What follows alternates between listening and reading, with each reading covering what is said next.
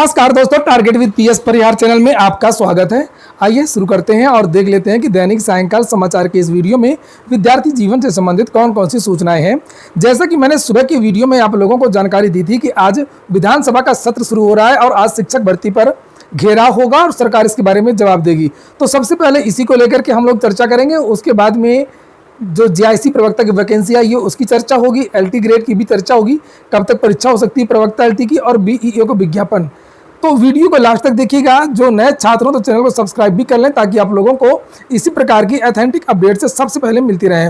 तो विपक्ष के द्वारा आज हमेशा की तरीके से जोरदार तरीके से शिक्षक भर्ती के मुद्दे पर घेरा गया और ये कई आंकड़े पेश किए गए और ये कहा गया कि उत्तर प्रदेश में शिक्षकों के हजारों पद रिक्त हैं जिन्हें आप लोग सुन सकते हैं। छात्र का नामांकन हुआ है, उसके सापेक्ष जो कार्यरत अध्यापक है वो 3,38,590 है।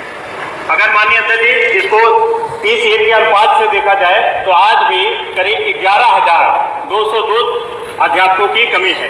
माननीय अध्यक्ष जी अगर इसके पूर्व का डाटा देखा जाए तो माननीय अध्यक्ष जी बड़ी निराशा होती है।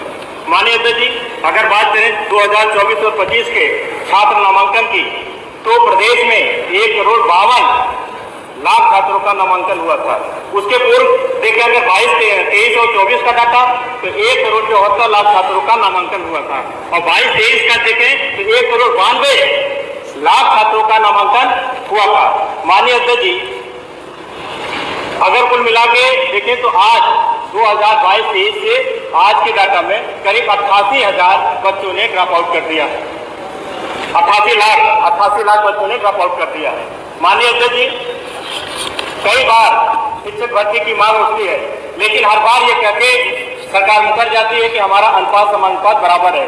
माननीय अध्यक्ष जी मैं पूछना चाहता हूँ सरकार से कि जब 2022-23 में 1,92,00,000 छात्रों का नामांकन हुआ था उस समय अगर शिक्षक की मात्रा करीब 5.5 लाख से 6.5 लाख होती तब हमारा समान अनुपात बराबर होता। लेकिन मान्यवर उस समय शिक्षक भर्ती नहीं हुई।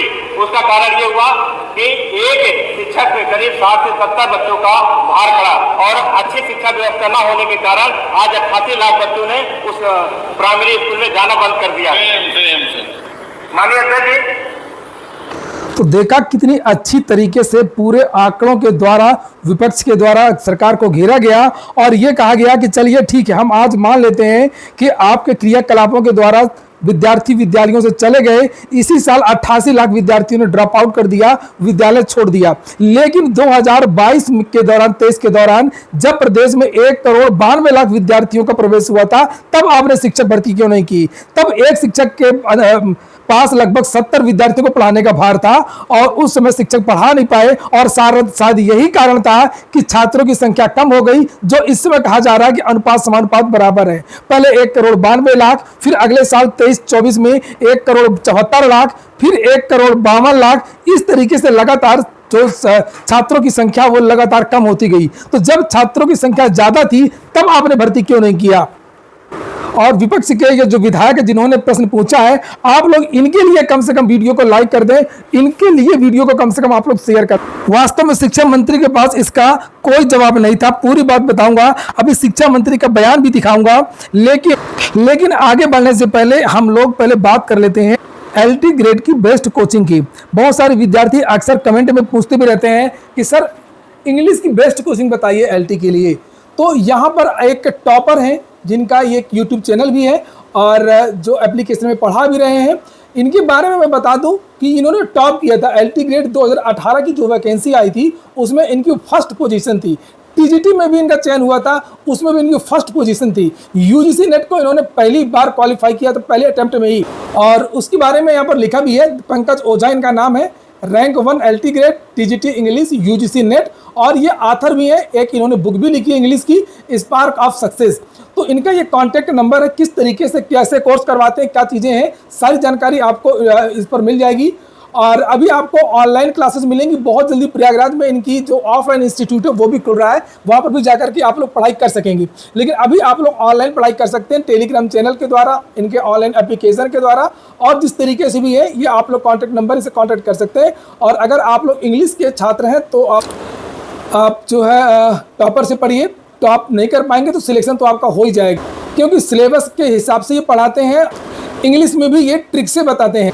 और इनके इंस्टीट्यूशन का नाम है द वॉरियर्स ऑफ इंग्लिश। ये देखिए लिखा है द वॉरियर्स ऑफ इंग्लिश। तो इंग्लिश के जो विद्यार्थी हैं जो एलटी देना चाहते हैं, टीजीटी देना चाहते हैं, तो जाकर के इसका लाभ ले सकते हैं। चलिए हम आते हैं वापस विधानसभा में, जहां पर चर्चा चल रही है। 1,92,00,000 छात्रों का नामांकन था। अनुपात समानुपात क्या है? 80 से 88 लाख बच्चों को पढ़ाने के लिए 2.5 से 3 लाख शिक्षकों की अगर शिक्षा भर्ती हुई होती तो आज प्रदेश में जो बेरोजगारी दर है वो भी कम हो गया होता और लोगों को रोजगार भी मिल गया होता। प्रश्न करिए। और आज माननीय अध्यक्ष तो ये इसकी आवश्यकता भी नहीं पड़ती, क्योंकि जब हमारे पास पर्याप्त शिक्षक होते, पर्याप्त बच्चे थे, तो उसको पढ़ा ले जाते और एक उज्जवल भविष्य बच्चों का बन जाता है। माननीय अध्यक्ष जी, पिछले 4 सालों में 88 लाख बच्चों बेसिक विद्यालय से ड्रॉप आउट हो चुके हैं। यह कोई मामूली गलती नहीं है, यह एक सुनियोजित अपराध है, यह वह पाप है जिससे करोड़ों मासूमों के सपनों को छीना गया है। शानदार, जबरदस्त, जिंदाबाद भाई साहब, गजब।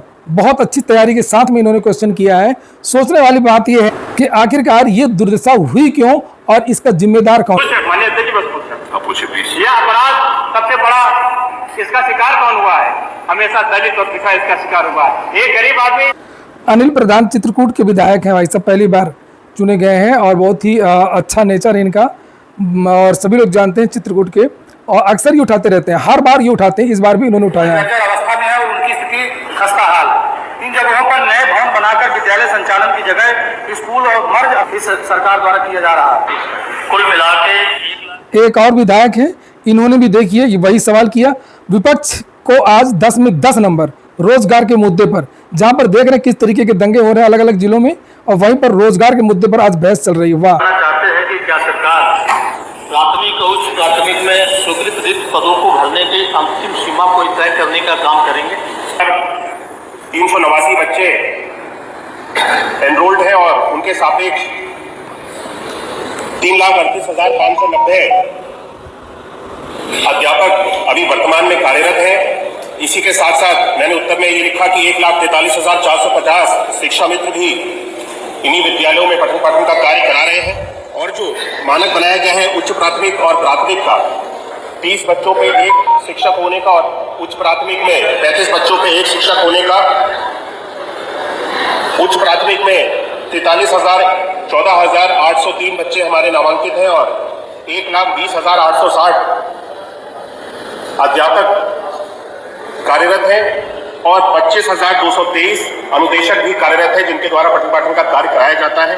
अगर हम इस अनुपात को देखेंगे, जो रेशियो बनाया हुआ है, ये वर्तमान में जो 30 और 1 और 35:1 का है, ये हमारी इस छात्र संख्या के हिसाब से अभी पूरा है। लेकिन हम इसको और बेहतर बनाने के लिए अब प्रयास कर रहे हैं, क्योंकि हमने जब ये मर्जर की प्रक्रिया को प्रारंभ किया है, इसके साथ बच्चों का अगर विद्यालय है तो 50 बच्चों के विद्यालय पे हम 3 शिक्षक यानी 2 शिक्षक, 2 सहायक अध्यापक और 1 शिक्षा मित्र की नियुक्ति करेंगे।